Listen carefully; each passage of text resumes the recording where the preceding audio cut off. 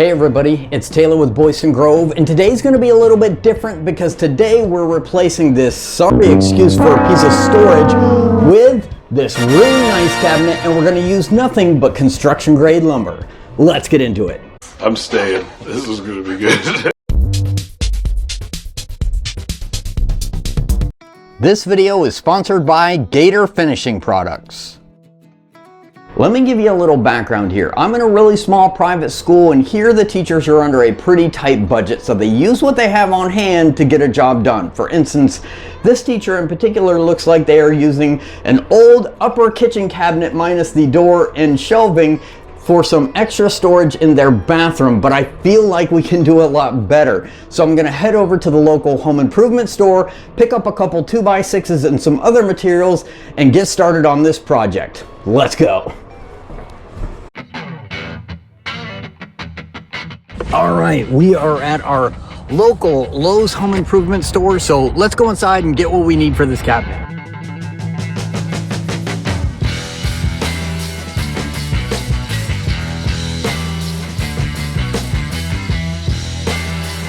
While we're here, one of the main things we need is sandpaper. So we're gonna get some of this Gator sandpaper over here. Check out all the variety they have available. What we're mainly after is this Reptilion sandpaper by Gator.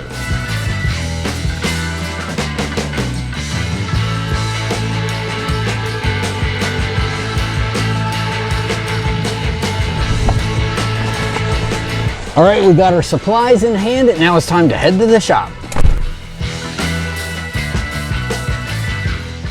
I based my dimensions loosely off the current cabinet in the space, which measured 12 inches by 15 inches by 30 inches tall. I started by cutting the 2x6's into the rough lengths of the legs, the apron pieces, and the shelf pieces.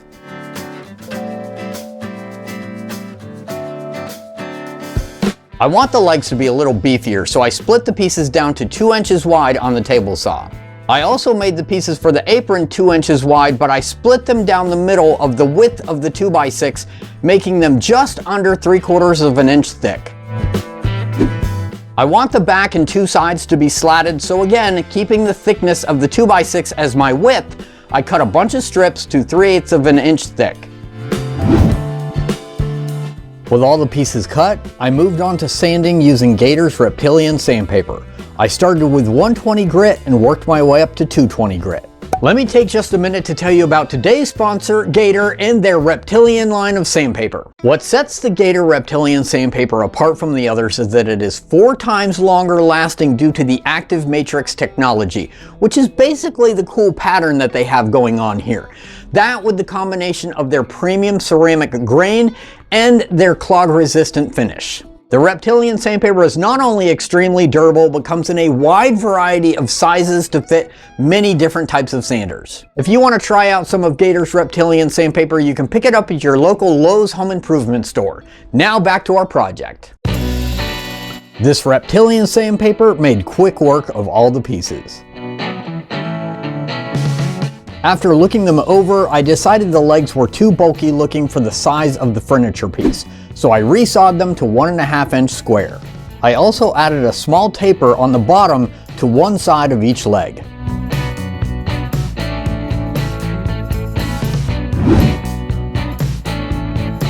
Then I used a chamfer bit in my router to add a chamfer to what will be the 3 outside corners of each leg. Ah, much better. I drilled pocket holes in the apron pieces because that's how they will attach to the legs.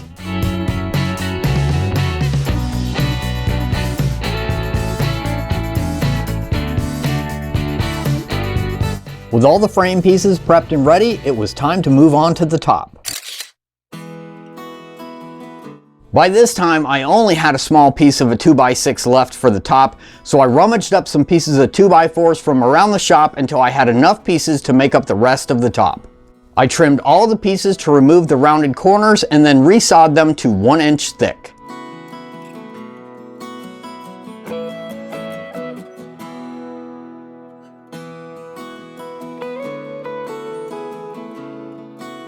Because this top is going to be so small, I didn't use anything to join the pieces, I just glued them up.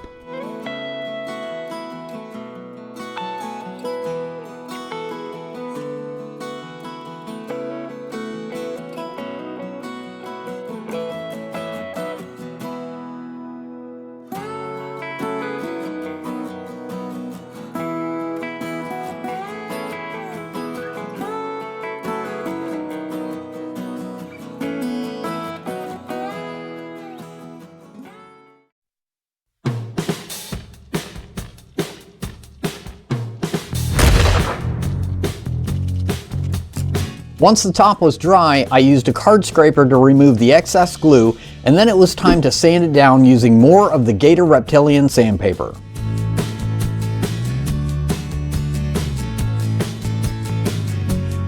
Ah, smooth as butter. I cut the top to its final dimensions and put a large chamfer around the bottom edge.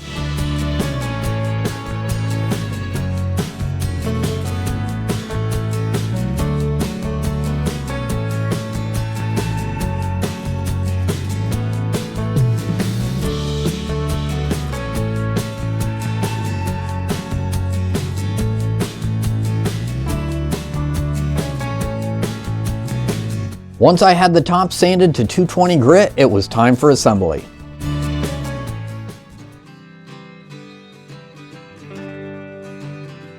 I made sure to space the apron pieces in far enough to account for the slats that will go on the outside of the sides and the back.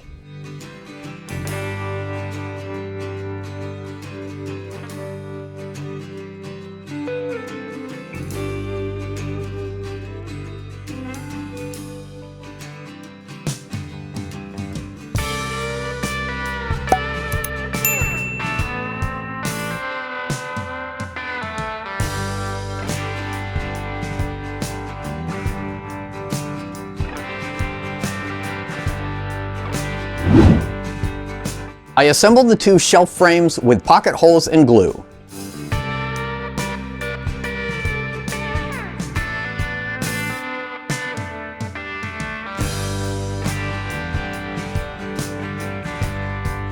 Using some spacers to make sure my shelves would be evenly spaced, I installed the shelf frames with screws on the inside corners.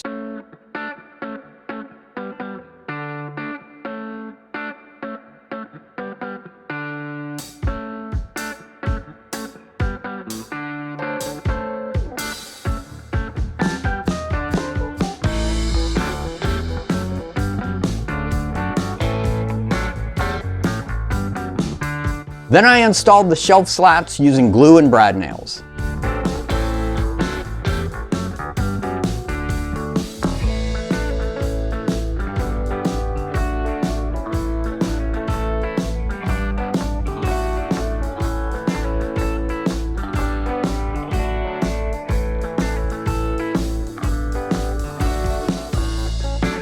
I cut all the slats to their final length and then attached them using glue and brad nails.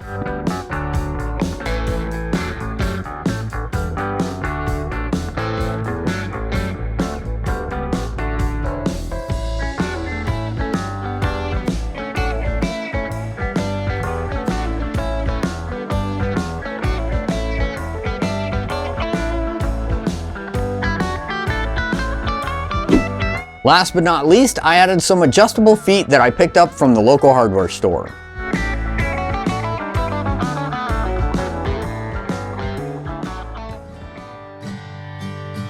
After all the nail holes were puttied and everything was sanded again, I attached the top using some L brackets that I had left over from when we used to refinish furniture.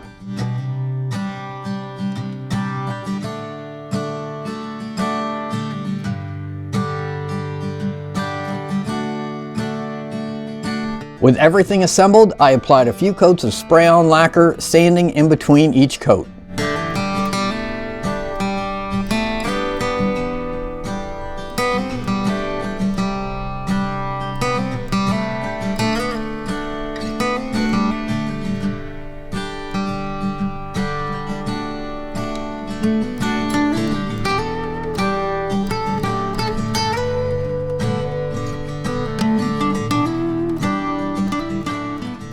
Alright, our little bathroom storage cabinet is finished. Let's go over a few things real quick. Starting with the difficulty. I made this project way more difficult on myself than I needed to, simply from lack of planning. I pretty much just grabbed the 2x4s, headed into my shop and started cutting them up without actually laying out a plan. Now there's nothing necessarily wrong with that, but if I had sat down and planned the project out properly, then I probably not only would have saved a lot of time, but I probably could have got away with just using the two 2x6's without having to add the extra 2x4s that I did. That being said, I still think it came out great. It was a really cost-effective project, and it really changes the overall feel and look of this small bathroom.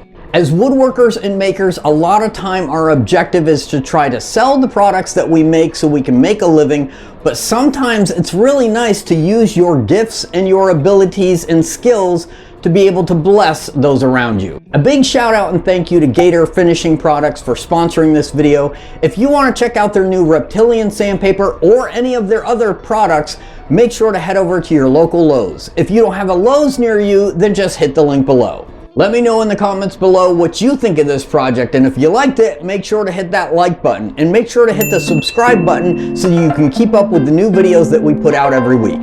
Thank you very much for watching, be safe, and have a great day.